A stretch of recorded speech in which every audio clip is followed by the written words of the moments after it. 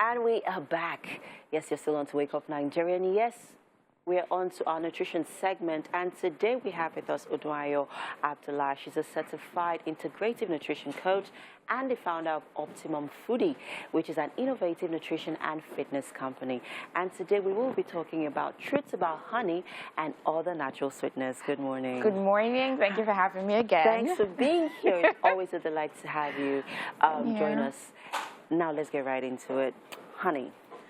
Now I hear people say, no, I don't use sugar. I use honey. Yeah. Just add a little bit of honey for me. Honey, it's almost a style thing now, right? Break this table. Break it. Now, obviously, everybody wants to eat healthier. Yes, we all know that's fine and great. But then the substituting directly sugar for honey, and we think like it's better, and we feel like, oh yeah, I'm avoiding the sugar altogether. It's actually not true. So let's break it down this way. What is in sugar? Sugar is made up of two sugars. It's made up of fructose. It's basically sucrose. It's a mixture of glucose and fructose, which is still sugar.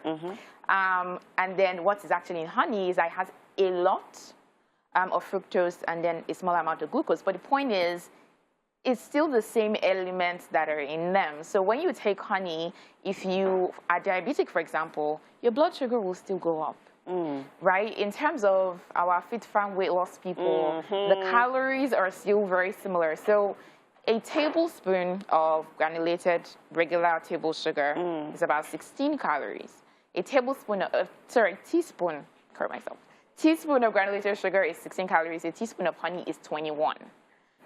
So when you do that switch and you feel like, ah, yes, and then because we feel like, oh, it's 0 calorie, then you feel like you can use it, you just carry the bottle and just drizzle. And drizzle on it. Oh, I'm right? Without like any caution because you feel like, you know, you're good. We have to understand something. When something is natural, it doesn't just automatically mean that it is better or that it's just automatically 0 calorie. We make that mistake. When something is healthy, then we just feel like I can eat as plenty as I like. Yeah. It's not always, actually a lot of times, it's not actually true.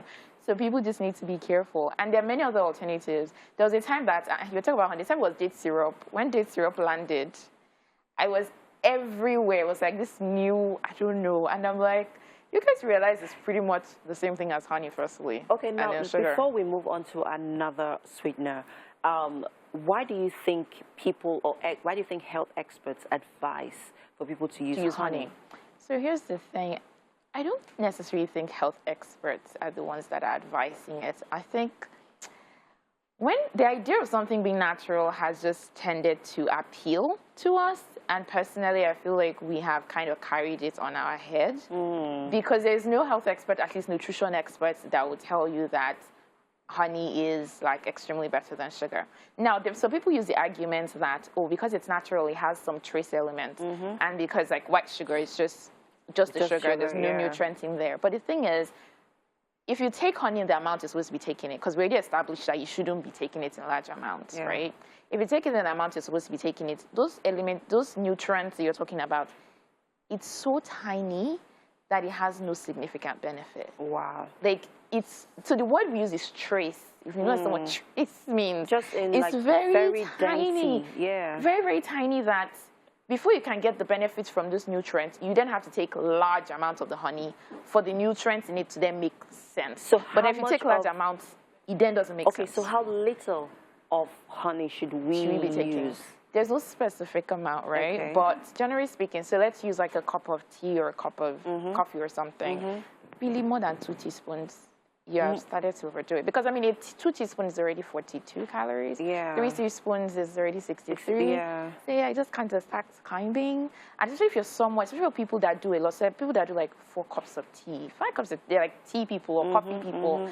So imagine if you're repeatedly doing the same, taking in the same quantity.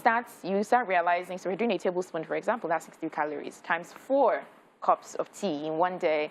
Very easily, you've done like 250 calories. Let's move on to another sweetener. So date syrup is another popular one. Okay. And it became very popular. When it became very popular, people were using it in teas as well. But another place it became very popular was in drinks. So things like your tiger nut drink, things like your zobo drink. It became very popular then. And so when I go to supermarkets, people are like, oh, you're just shopping around, someone's telling you, oh, no, buy this, don't Date worry. syrup, We yeah. didn't use sugar, it's just Yeah, date date syrup. syrup. And I'm like, oh, okay. It's pretty much the same thing. And then you taste it and it's so sweet. So I know that they used a lot of this date syrup.